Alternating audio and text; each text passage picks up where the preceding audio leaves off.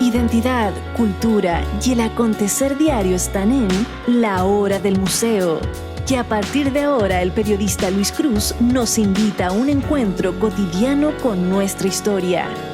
Aquí comienza La Hora del Museo, un programa del Museo Histórico Nacional USACH 94.5, la radio de un mundo que cambia.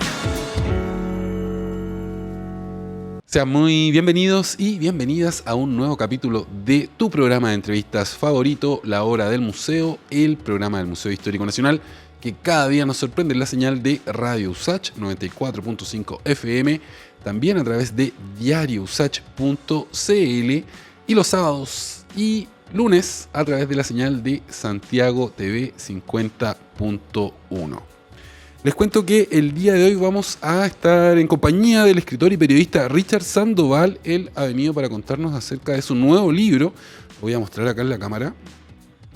Se llama La sonrisa de Gladys y es un libro que nos permite recorrer, conocer, acceder a la historia íntima de esta figura, ¿no?, tan importante en la política de nuestro país, esta figura icónica de la política de nuestro país. ¿Cómo estás, Richard? Un gusto tenerte acá en Radio USACH. Bienvenido nuevamente. Luis, muchas gracias por la invitación. Un placer poder conversar el día de hoy contigo y con toda la gente que nos escucha y nos ve en torno a este libro. Claro. Hay harto que aprender porque uno a veces se queda como con la caricatura que te armas los medios de comunicación sobre Gladys Marín y tu libro nos permite acceder a facetas poco conocidas. Me gustaría partir por el principio y que nos cuentes por qué te interesó investigar la figura de Gladys Marín. Bueno, la figura de Gladys de alguna manera siempre estuvo en mi juventud. Yo tuve un periodo de militancia en la juventud comunista. ¿Fuiste parte de la juventud comunista? Sí, y en la época universitaria.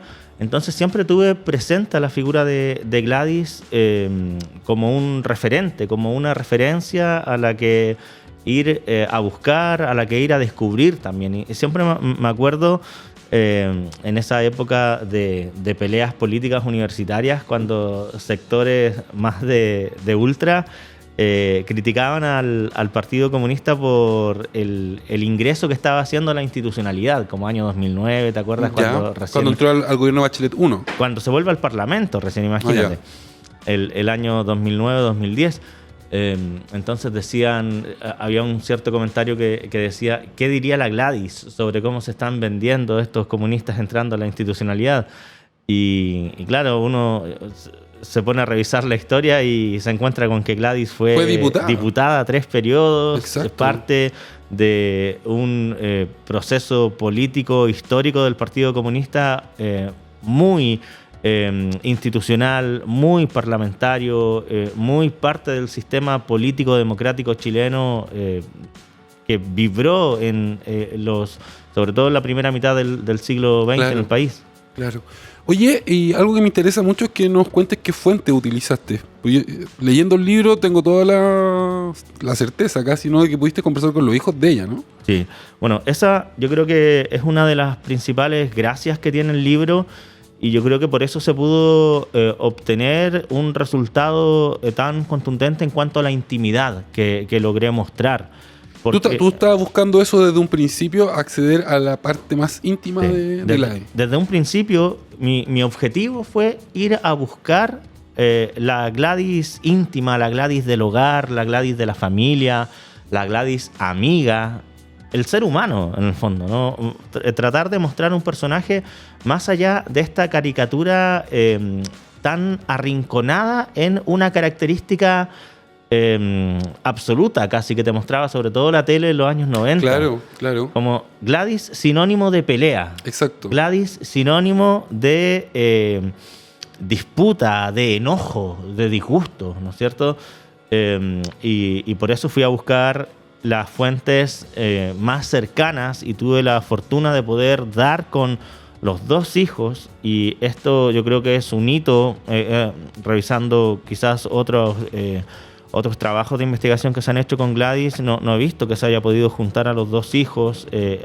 Pude tener una conversación tremendamente intensa e íntima con Rodrigo, que es su hijo mayor, que es mucho más quitado de bulla que su hijo Álvaro. De hecho, él vive en una zona rural, en la región del Maule. Ya.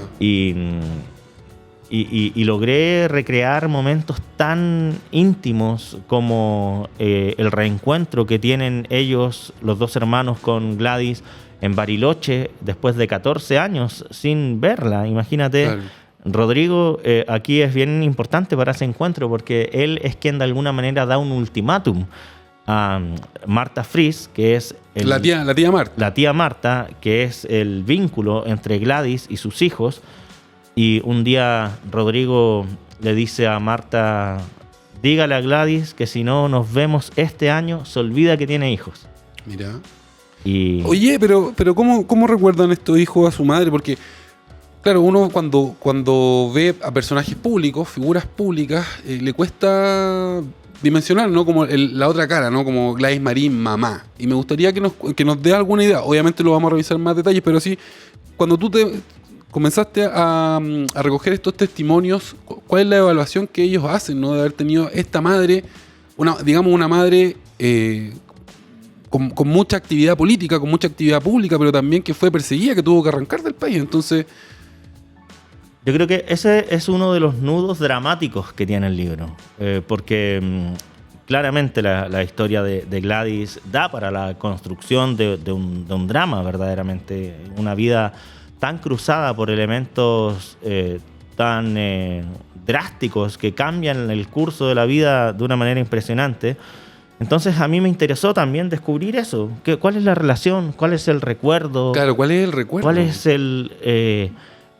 qué te queda como madre cuando ella muere? Entonces, aquí yo creo que hay un momento súper especial que logré reconstruir, que tiene que ver con los días finales de Gladys, cuando ella va a Suecia a operarse, la primera operación que tiene por su cáncer cerebral, y se aloja en las afueras de Estocolmo, en una casa frente a un lago, y allí ocurre un momento muy especial, un momento hasta mágico, uno podría decir, que es cuando Gladys pasea con sus hijos, con su hijo Rodrigo particularmente, que es el que yo te contaba que quizás generó más reticencia un poco a esta distancia que tuvo con Gladys en la época de la dictadura, y ellos caminan del brazo, y a veces con simple silencio Rodrigo cuenta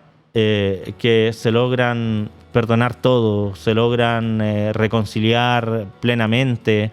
Si es que en algún momento hubo cierto resquemor por la vida que vivieron, claro, por lo que les tocó enfrentar, por esta distancia de haberse hecho hombre con una mamá lejos. Recordemos que esta es una familia en donde al padre lo mataron y a la madre se tuvo que exiliar. O sea, imagínate un niño de 12 años y otro niño de 10 años. Esa era la edad que tenían los chiquillos, el Álvaro y el Rodrigo mayor, cuando viene el golpe. Y hasta esa edad era una vida infinitamente feliz la que tenían a nivel familiar.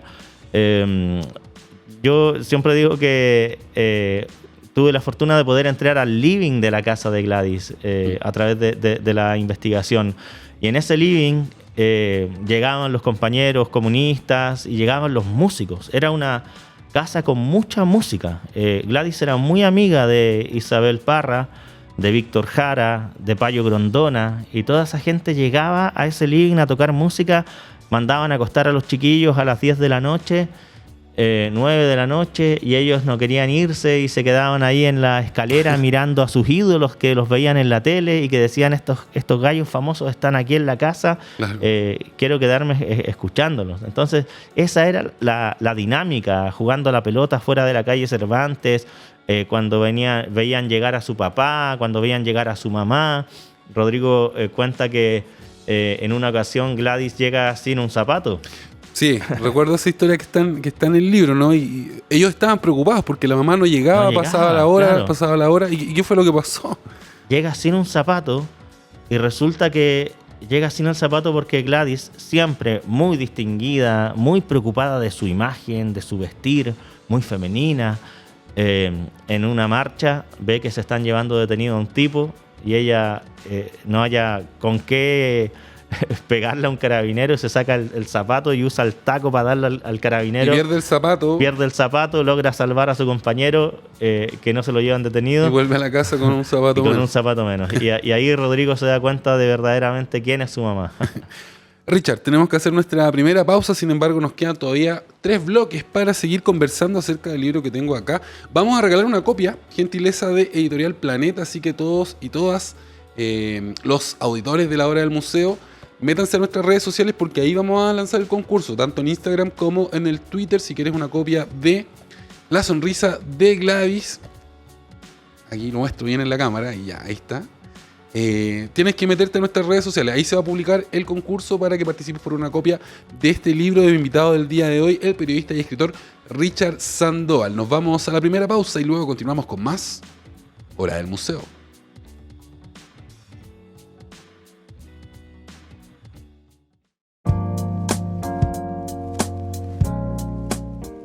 Ya estamos de regreso en la Hora del Museo, tu programa de entrevistas favorito, el programa del Museo Histórico Nacional, que siempre nos sorprende en la señal de Radio USACH 94.5 FM y también a través de www.radiousach.cl.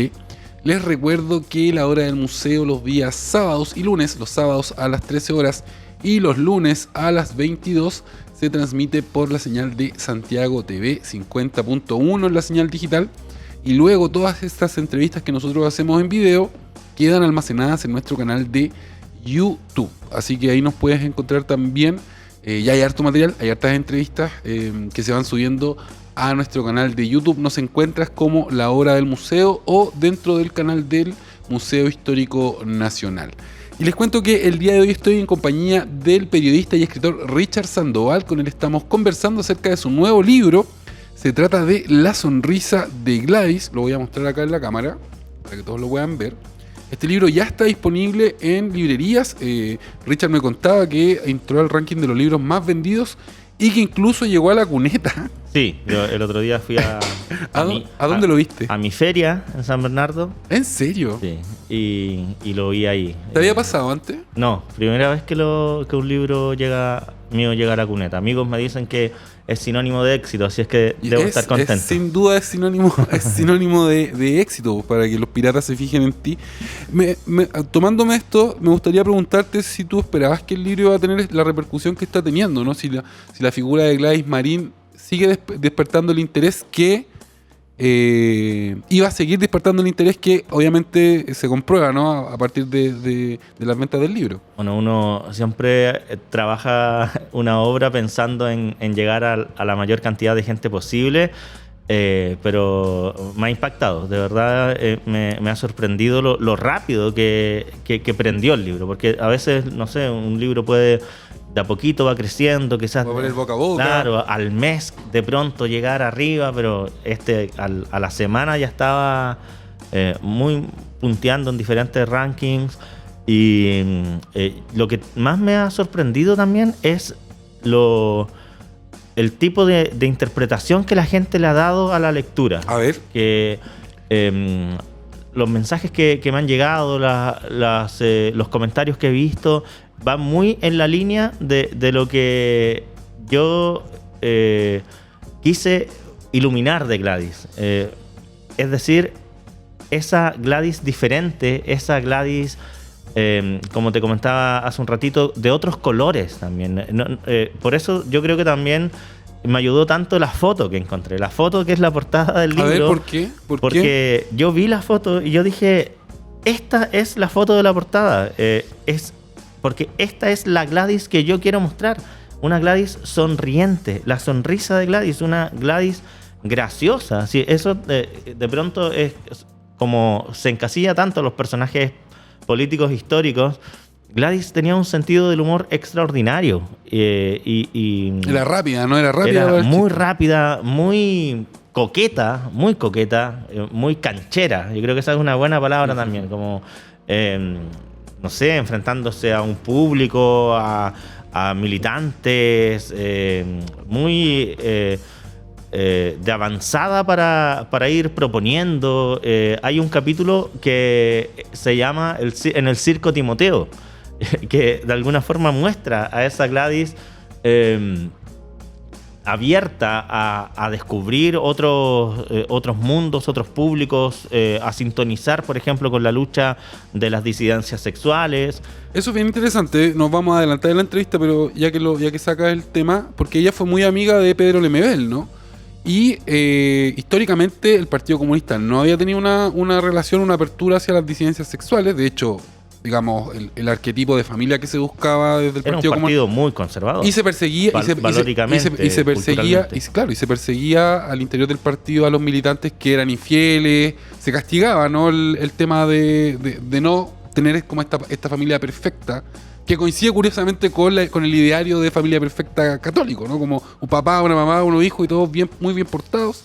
Pero quisiera que nos cuentes un poco, porque esto que hace la Gladys Marín de alguna forma tiene efectos importantes en lo que va a ser después la reconstrucción de la izquierda y la apertura hacia las disidencias sexuales. Entonces, sí, cuéntanos un poco cómo se origina esta historia y cómo se da esta apertura del PC hacia ¿no? Levantar las banderas de las luchas de las disidencias sexuales. Sí. Eso es súper interesante y, bueno, yo sabía que sí o sí tenía que estar Lemebel presente en el libro. Fueron grandes amigos. Como uno de los personajes. Pero yo quise ir más allá de Lemebel, porque muchas veces quizás se reduce la lucha de Gladys a nivel de las disidencias sexuales a la figura de Lemebel y simplemente a la amistad con él. Pero es una historia mucho más grande que parte desde mucho antes también. Y para ello ubiqué a un personaje que es súper importante en esta historia, que es Juan Pablo Sutherland. Escritor, activista del MUMS, y a partir del diálogo con él pude reconstruir cómo Gladys llega a vincularse con él o con otro personaje como el Che de los Gays, por ejemplo. Claro. Con Víctor Hugo Robles. De hecho, cuenta la historia de que entre Lemebel y Víctor Hugo Robles se peleaban a la Gladys Marín, pues claro, habían celos fuertes, sí, por la amistad de Gladys. Sí, de hecho en un momento hay ahí un cruce bien interesante también cuando Gladys muere, ¿no? Porque o cuando Gladys publica sus memorias. Aparece Víctor Hugo, entonces... A Lemebel no le gustaba eso porque sentía que Víctor Hugo de alguna forma quería ahí quitarle parte del... Claro, y Gladys pone a Víctor Hugo, reconoce a Juan Pablo Sutherland también. Entonces, la historia de Gladys con las disidencias sexuales va mucho más allá de Lemebel. Hay otro personaje que es Carlos Sánchez, que es un candidato a diputado, que era homosexual y que lo presentan como candidato a diputado en el año 2001, o sea, bajo la dirección del partido de Gladys. Entonces es una lucha tremendamente importante que se refleja en actos como este, como el ir al Circo Timoteo, claro, estar presente en el show de la loca de la cartera, y cuando termina el espectáculo, Gladys va al camarín de la loca de la cartera, comparten un trago y tienen una conversación tremendamente linda que está expresada en el libro, en donde Gladys les dice: si cuando yo sea presidenta, ustedes van a entrar conmigo a la moneda. En tiempos en que recién se empezaba a usar la palabra gay, se hablaba de los derechos LGBT, son algunos conceptos que Gladys los tomó y los hizo propio para incluso cambiar la propia cultura dentro del Partido Comunista. Claro, eso es muy interesante. Recordemos que Pedro Lemebel en los 80 escribió el manifiesto, no hablo por mi diferencia, donde recalca todas estas cuestiones, ¿no? De que ser homosexual en la izquierda era prácticamente imposible porque era una izquierda muy masculinizante, ¿no? Hay un capítulo que yo lo nombro como Marica y Comunista, en donde cuento la historia de Juan Pablo Sutherland también con la Jota y con el partido. Claro. O sea, de por qué él se va. Cuando le piden que se castigue a unos muchachos que se andaban besando, y él dijo: yo no voy a hacer esto. Entonces, y a él también lo empiezan a cuestionar por su orientación sexual. Entonces, claro, cómo esa gente que se va del partido en los 80, en los 90, luego vuelve a encontrarse con el partido a partir de Gladys. Del liderazgo de Gladys Marín, que es un liderazgo que se abre, ¿no?, a incorporar estas disidencias sexuales. Hay una marcha en el año 2000 por el orgullo gay en que las organizaciones invitan a todos los presidentes de partido, y la única presidenta de partido que asiste a esa marcha es Gladys Marín. Mira, es interesante ver, porque ahora estamos en una situación donde el gran parte del abanico de partidos políticos acepta la homosexualidad, podríamos decir desde Bópoli para abajo, no sé el caso de RN y la UDI, pero podríamos decir desde cierta parte de la derecha hasta... Tienen comisiones de género. Claro, pero estamos hablando, no sé, por los 90, los 2000, era una época donde se castigaba ser homosexual y no se les permitía participar, ¿no?, de la política. Tenemos que hacer nuestra segunda pausa. Sin embargo, está muy interesante esta conversación. Como invitado del día de hoy, el periodista y escritor Richard Sandoval, quien ha venido para contarnos acerca de este libro que tengo acá en mis manos, libro del que vamos a regalar una copia. Vamos a sortear una copia, y para ganarla tienes que entrar en el concurso que vamos a hacer en nuestras redes sociales, tanto en Instagram como en Twitter. También les recuerdo que La Sonrisa de Gladys está disponible en todas las librerías del país y que la encuentras 100% seguro en La Flor de Papel, Merced 346, local A. Hacemos una pausa y luego continuamos con más Hora del Museo.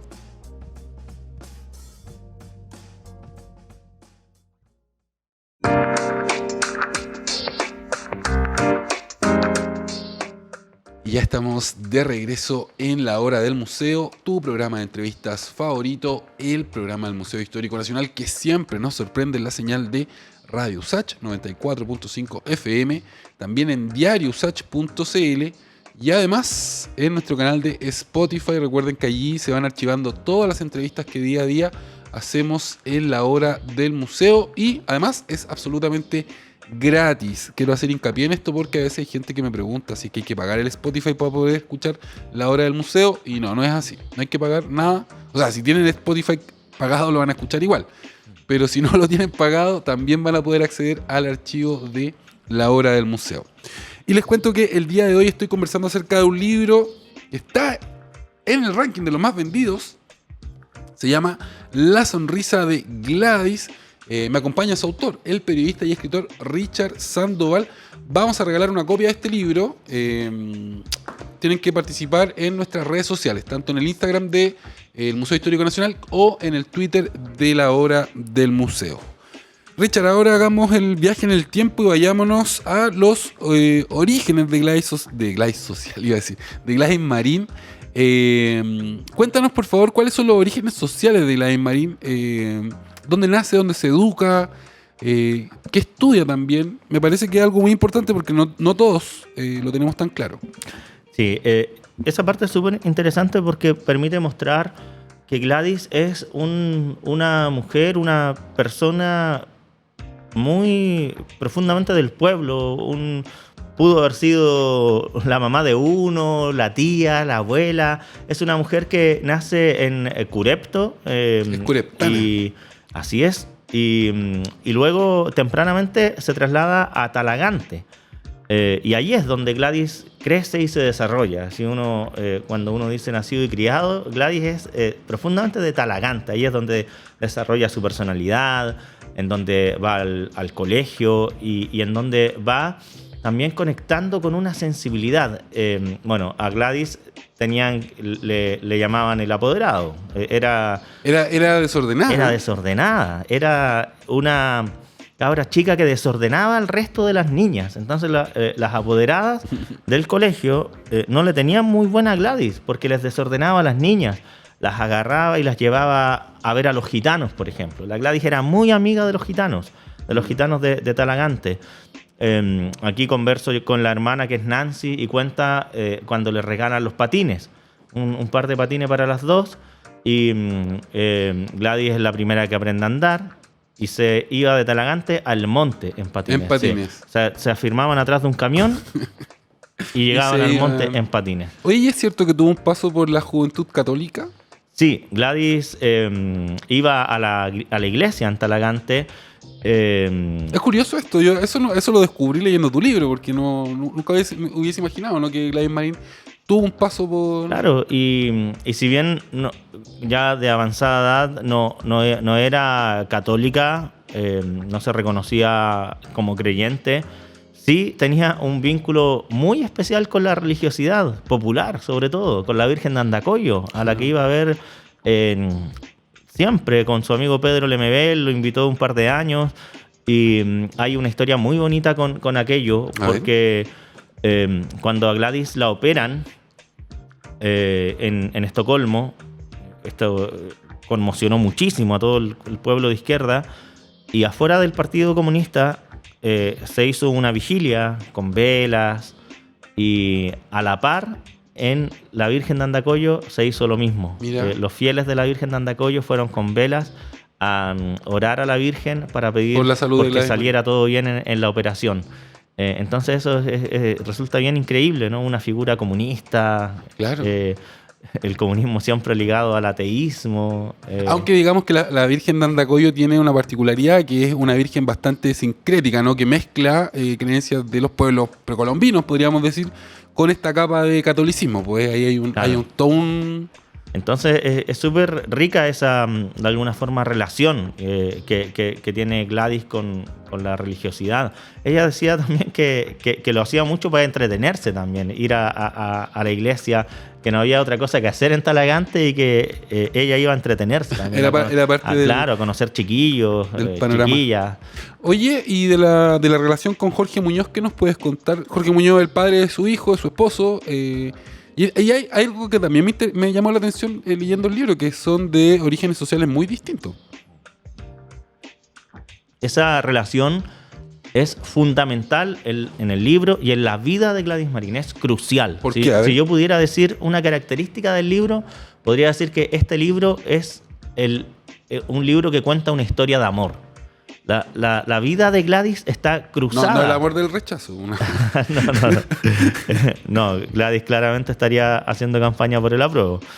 Pero la vida de Gladys está profundamente cruzada por el amor. La historia de amor con Jorge es un fundamento de su vida. Ellos tienen orígenes sociales distintos.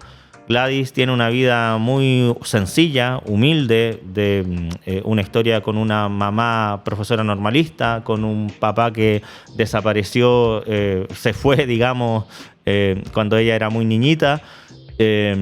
Y Jorge viene de una familia con tierras. Terrateniente. ¿No? Él es ingeniero de la Universidad de Chile. Ingeniero de la Universidad de Chile. Tenían 300, 400 hectáreas en el sur, producían...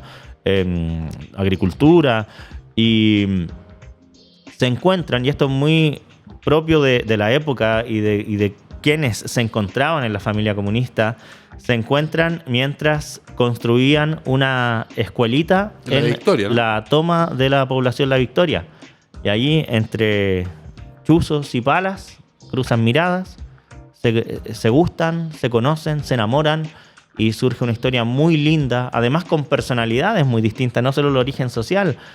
Jorge era más serio, más sobrio, y Gladys era un escándalo. Se cuenta mucho, ahí en el libro también se aprecia que Jorge quería mucho a Gladys más para él, para disfrutarla con los niños, una vida más íntima, más... Claro. Más... de familia, ¿no? Claro. Y Gladys invitaba a medio mundo a la casa. Entonces era muy difícil poder lograr ese encuentro. Pero bueno, así se quisieron. Oye, profundamente enamorados hasta el final. Richard, algo que te quiero preguntar también tiene que ver, hablamos, ¿no?, del impacto que tuvo Gladys Marín tras el retorno a la democracia en esta apertura del Partido Comunista y de la izquierda a las diversidades sexuales, pero yo leyendo tu libro también noté que en su periodo como diputada y como dirigente del Partido Comunista previo al golpe de Estado, ella también tuvo un impacto muy fuerte. Y tú das un dato no menor, que cuando ella está dirigiendo, o no sé si es cuando ella es diputada, las filas de las Jotas se engrosan así como de 20.000 pasan a 90.000, y ya como que instala la moda de la minifalda al interior del Partido Comunista. Cuéntanos un poco acerca de eso, que es algo que yo tampoco tenía idea, ¿no? Como esta Gladys pre-golpe de Estado. Bueno, también la camisa Amaranto es de esa época, que hasta el día de hoy es. Pero su figura sería comparable, no sé, a lo que hace ahora Camila Vallejos, por ejemplo. ¿O? Claro. Sí, y yo creo que a nivel de masas,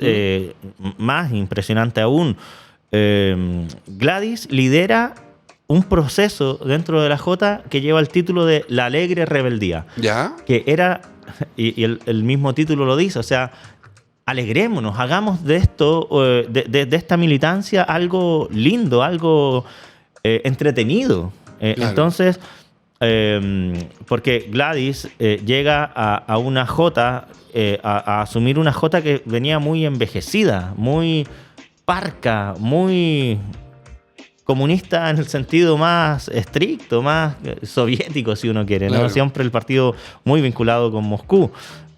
Y Gladys comienza a desordenar esa Jota envejecida. Y así claramente, ¿no es cierto? Ella con su estilo, con su aura, que es una cosa única, son estos políticos que tienen un aura inexplicable, se pasea en el comité central con su minifalda, provocando el comentario de los viejos que venían de las salitreras. ¿Cómo es posible que anda dándose ejemplo la compañera? Claro. ¿Y qué pasó? Que con el paso de los años después todas las chiquillas andaban con la minifalda. Entonces provoca de alguna manera también ese cambio de chip, de alguna manera revolucionario también, que tiene una gran fiesta histórica todo esto el año 72, cuando se hace un encuentro en el Estadio Nacional de la Jota con el presidente Allende, y se llena el Estadio Nacional. Es una cosa bien, bien impresionante, con un carnaval que se hace al interior del estadio. Y en ese sentido Gladys es muy, muy importante, y quizás por eso la quieren tanto también. O sea, toda esta gente que hoy día tienen 70, 80 años, entró a la Jota con la Gladys. Claro, con este rejuvenecimiento, ¿no? Con esta renovación del Partido Comunista. Tenemos que hacer nuestra última pausa, sin embargo nos quedan 10 minutitos para seguir conversando acerca de La Sonrisa de Gladys junto al escritor y periodista Richard Sandoval. Recuerden que se pueden ganar una copia de este libro si me escriben. O sea, no me escriben a mí, se escriben en el post que vamos a dejar para concursar en nuestras redes sociales. Estén atentos al Instagram del Museo Histórico Nacional y también al Twitter de La Hora del Museo, porque por allí vamos a publicar el concurso. Nos vamos a una pausa y luego continuamos con más entrevista.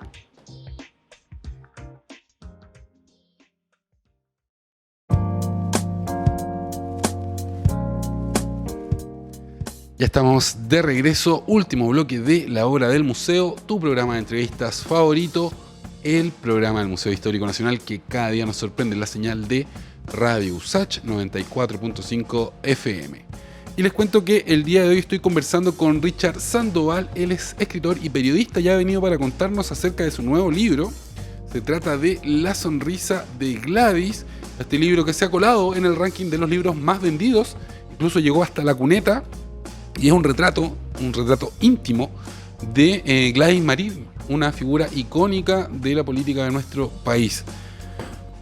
Richard, quiero ahora que nos cuentes sobre la vida de Gladys Marín en los días posteriores al golpe militar. Sí. Pensemos que Gladys Marín era una figura destacadísima de la izquierda, y bueno, se viene el golpe y toda esta vida que tú nos venías relatando se acaba.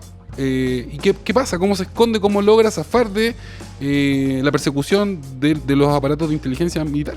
Es súper interesante esa parte, porque claramente muestra un momento también muy relevante en la historia de Chile. Bueno, hay que decir que Gladys aparece inmediatamente en los bandos militares. El mismo día del golpe, ella aparece en los medios como una de las personas más buscadas del país. Ya.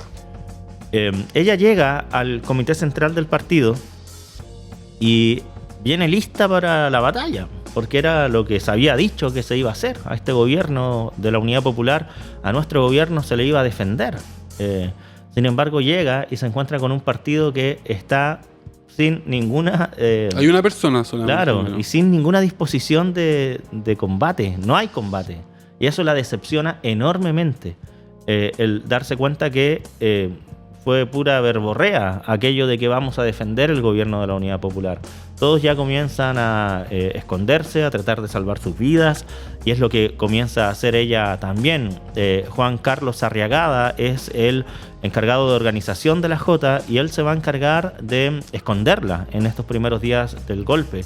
Hay un par de escenas impresionantes que están descritas en el libro que dan cuenta de cómo ella se salva milagrosamente. Hay una que a mí me llamó mucho la atención, que tú relatas que ella se esconde bajo una cama y hay un bebé llorando, ¿no? Y entran los militares, hay un militar que sube, abre la puerta del dormitorio y, claro, milagrosamente, digamos, se va, ¿no? Como... Claro, o sea, está la guagua llorando en el segundo piso, Gladys está escondida abajo de la cama y el militar, si se agachaba, o sea, si hacía su pega, que era buscar, no sé, los closets debajo de la cama, la encontraba y quizás, ¿qué hubiese pasado con Gladys? Quizás hasta hubiese cambiado muerto, la historia, claro.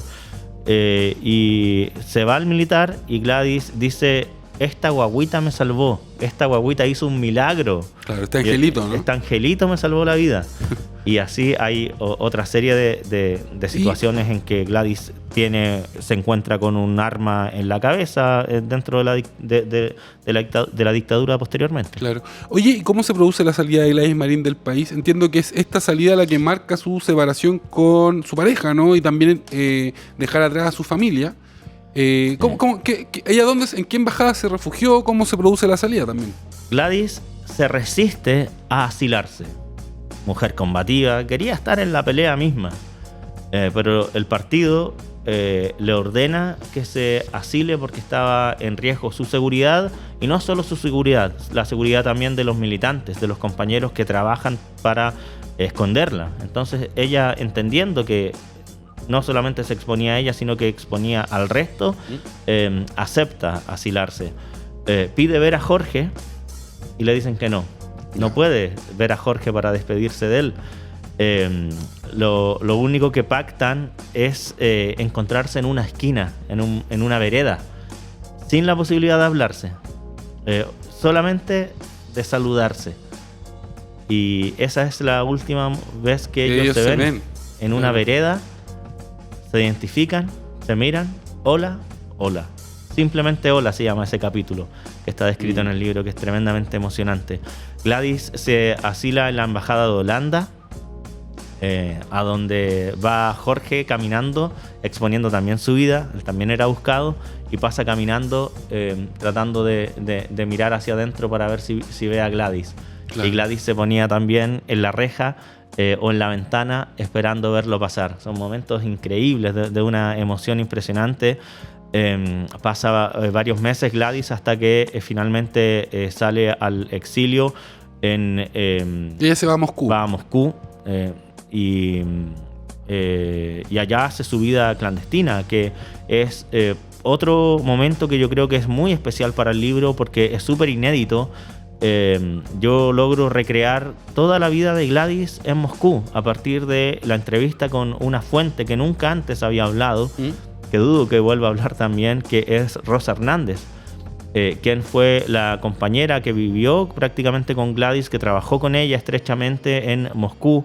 Elena se le dice a ella, todo el mundo en el partido la conoce como Elena, porque pasa esto también con los comunistas, chapa, ¿no? Que todo el mundo se sigue hablando hasta el día de hoy con la chapa.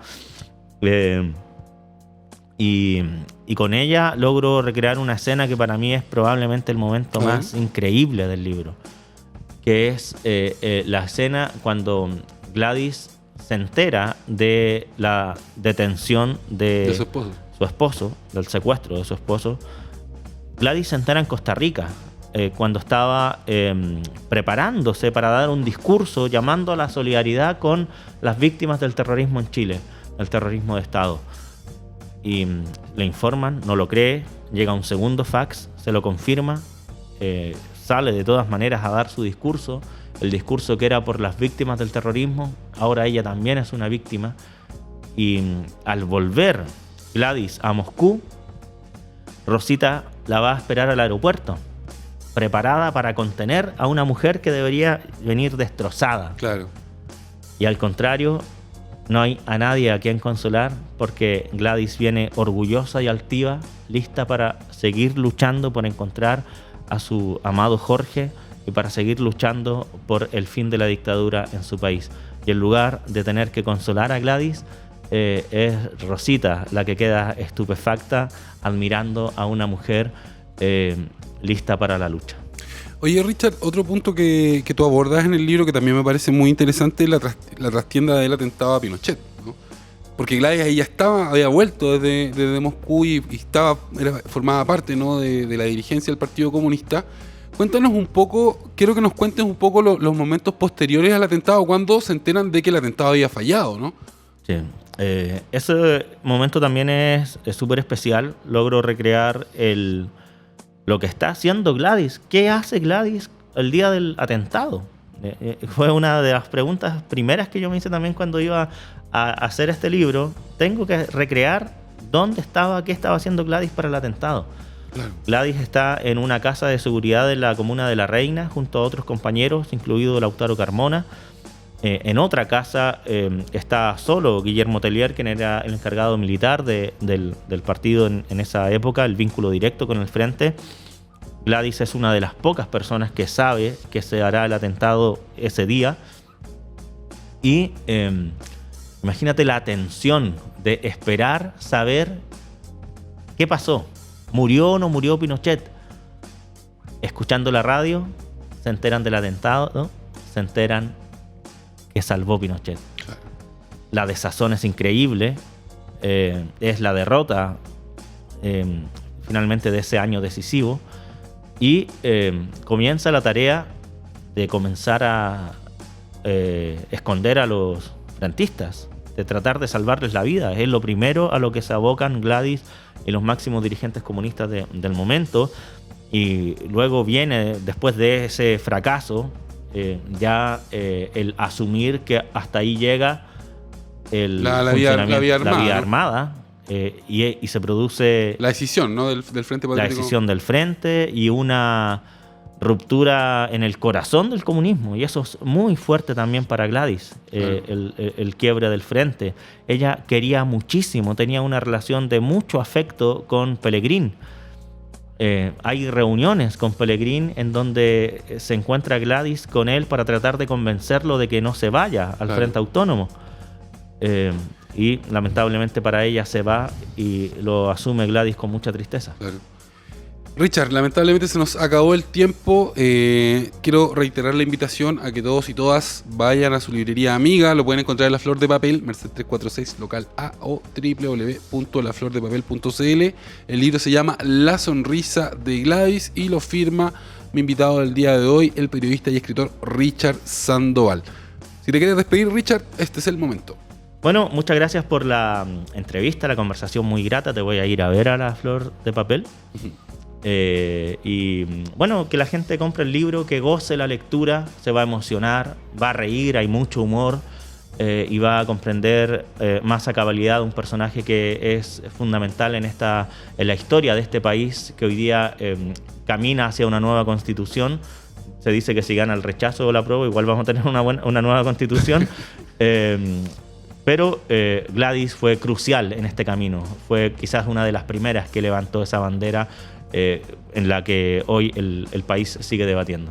Ya pues, les envío un gran abrazo a todos los que escucharon esta entrevista. Yo soy Luis Cruz, el conductor de La Hora del Museo, y chao, chao, chao.